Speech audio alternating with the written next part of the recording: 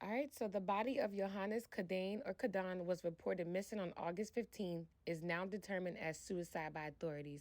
I do apologize if I'm saying the individual's or victim's name incorrectly. Authorities announced the body of the Netflix engineer was reported last month was found in San Francisco Bay. The discovery of an unconscious, unresponsive person located within the San Francisco Bay waters northeast of the Golden Gate Bridge by a passing boat. With no identification on the victim, he remained unidentified until 2 days later.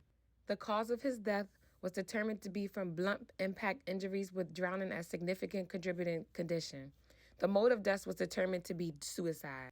Now, if you guys have been following the story or remember when he went missing, Austin Farmer, who was his former college roommate, said that Yohanes had told him about a suspicious Uber ride that took place before his disappearance.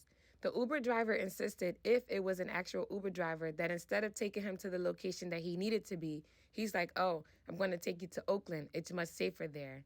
And he just wouldn't let Yohanes go where he needed to go. So they took him downtown to Oakland, I guess. He eventually got back to his apartment wherever he lives, but that was pretty suspicious. During the trip, Yohanes had texted Austin saying that he might be in trouble.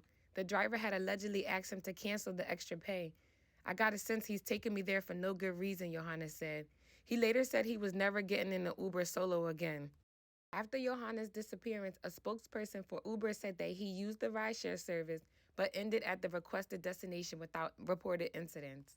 But the idea of a fake Uber or fake Uber driver is not unheard of. Yohanes' siblings, which he last spoke with his brother on August 13th, and his sister had noticed that Yohanes' phone location was at the Golden Gate Bridge on August 14th and remained unchanged the following day. She'd been calling trying to see what he's doing. He never picked up. She calls me, wakes me up before I start work, and we start calling his phone, calling his friends, trying to see where he could be.